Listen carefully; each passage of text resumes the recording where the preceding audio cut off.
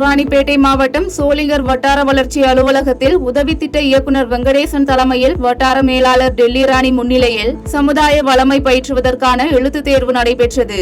இந்த தேர்வில் மகளிர் சுய உதவிக்குழு உறுப்பினர்கள், பஞ்சாயத்து அளவிலான கூட்டமைப்பு உறுப்பினர்கள் மற்றும் வறுமை ஒழிப்பு சங்க உறுப்பினர்கள் 50க்கும் மேற்பட்டோர் கலந்து கொண்டு தேர்வு எழுதினர். சென்னை OMR சாலை கந்தன் சாவடியை சேர்ந்த சர்வேஷ் என்ற மாணவர் 1 நிமிடத்தில் 50 பாட்டில்கள் மூடிகளை காலால் திறந்து கின்னஸ் சாதனை புத்தகத்தில் இடம் பிடித்துள்ளார். மேலும் பாகிஸ்தான் நாட்டைச் சேர்ந்த முகமது என்ற மாணவர் 1 நிமிடத்தில் 46 பாட்டில் மூடிகளை காலால் திறந்து படைத்த சாதனையை முறியடித்த மாணவன் சர்வேஷுக்கு கின்னஸ் உலக சாதனை நிறுவனத்திடமிருந்து சான்றிதழ் வழங்கப்பட்டது. ஈரோடு மாவட்டம் ஆசனூரில் வன உயிரின வார விழா சத்தியமங்கலம் புலிகள் காப்பக துணை இயக்குநர் யோகேஷ் கார்கே மேற்பார்வையில் நடைபெற்றது.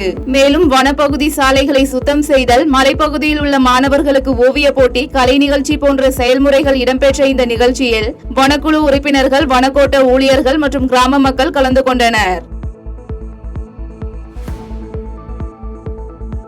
நாமக்கல் மாவட்டம் ராசிபுரம் அருகே பயன்பாட்டில் இருந்த தார் சாலை ஏரி நீர் சூழ்ந்து ஆகாய தாமரை செடி வளர்ந்ததால் சாலையை கடக்க முடியாமல் பொதுமக்கள் அவதியடைந்து வருகின்றனர். இதுகுறித்து சம்பந்தப்பட்ட துறை சார்ந்த அதிகாரிகளிடம் மனு அளித்தும் நடவடிக்கை எடுக்கப்படவில்லை என குற்றம் சாட்டிய மக்கள், சாலை சீரமைக்கப்படவில்லை என்றால் 2026 சட்டமன்ற தேர்தலை புறக்கணிக்க உள்ளதாக எச்சரிக்கை விடுத்துள்ளனர். இதுதான் எங்க ரோடு தான் எங்களுக்கு முக்கியம். ஏன்னா ஒரு ஹாஸ்பிட்டலுக்கு போனாலும் ஒரு எமர்ஜென்சிக்கு போனால் கூட முடிய மாட்டேங்குது. ஒரு 5-6 கிலோமீட்டர் சுற்றிட்டு தான் போகணும். எங்களுக்கு ரோடு வசதி முக்கியமாக பண்ணி கொடுக்கணுங்க. இல்லைன்னா இந்த தேர்தலை புறக்கணிப்போம். கண்டிப்பாக யாரும் ஓட்டு போட மாட்டோம். நான் யாரும் ஓட்டு போட மாட்டோம். எங்களுக்கு ரோடும் தண்ணியும் எங்களுக்கு கழிவறை முக்கியமாக வேணும். ஒரு லேடிஸ் இங்கேருந்து அங்கேருந்து இங்கே ஏரிக்கு வர முடியாது. எதுவுமே பண்ண மாட்டேங்கிறாங்க. எல்லாம் போய் பண்ணி கொடுத்தாச்சு. இதான் அதை பண்ணிக்கலாம், அதை அங்கே பண்ணிக்கலாம், இங்கே பண்ணிக்கலாங்கிற ஒன்றுமே பண்ண மாட்டேங்கிறாங்க. அவ்வளோதான்.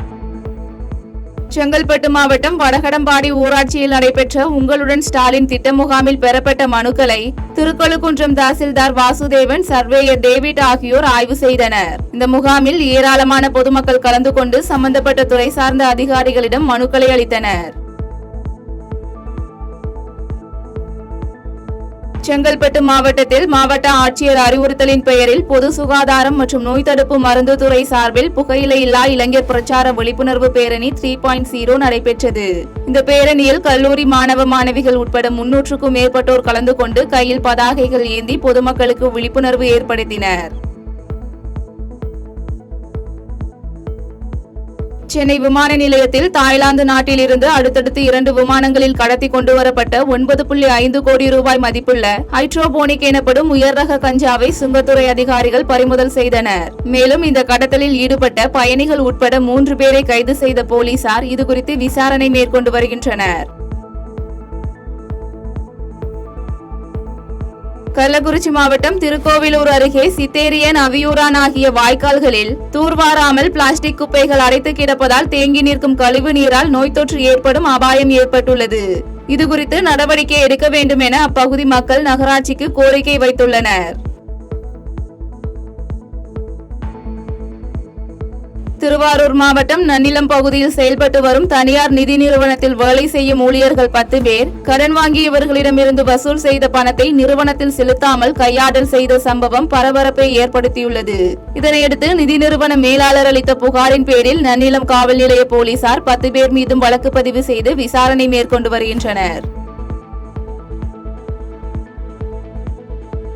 அரியலூர் மாவட்டம் மீன்சுருட்டியை சுற்றியுள்ள கிராம பழங்குடியின மக்கள் தங்கள் வாழ்வுரிமைக்கு எதிராக செயல்படும் ஊராட்சி செயலர் முனுசாமி மீது நடவடிக்கை எடுக்க வலியுறுத்தி கையில் பாறை மற்றும் மண் சட்டி எடுத்து ஊர்வலமாக வந்து போராட்டத்தில் ஈடுபட்டனர். இந்த போராட்டத்தில் முத்துசேர்வார் மடம், ரெட்டிப்பாளையம் கிராமத்தில் பழங்குடி மக்கள் தெரு பாதையை அளவீடு செய்தல், ஆக்கிரமிப்புகளை அகற்றுதல் உள்ளிட்ட கோரிக்கைகளும் முன்னிறுத்தப்பட்டது. செய்திகளை உடனுக்குடன் தெரிந்து கொள்ள கீழ்கண்ட கேபிள் மற்றும் DTH நெட்வொர்க்குகளில் எம்நாடு செய்தி தொலைக்காட்சியை காணுங்கள். பாதகம் செய்பவரை கண்டால் நாம் பயம் கொள்ளலாகாது பாப்பா. மோதி மிதித்து விடு பாப்பா, அவர் முகத்தில் உமிழ்ந்து விடு பாப்பா. அண்மை செய்திகளை உடனுக்குடன் தெரிந்து கொள்ள இணைந்திருங்கள் எம்நாடு தொலைக்காட்சியுடன்.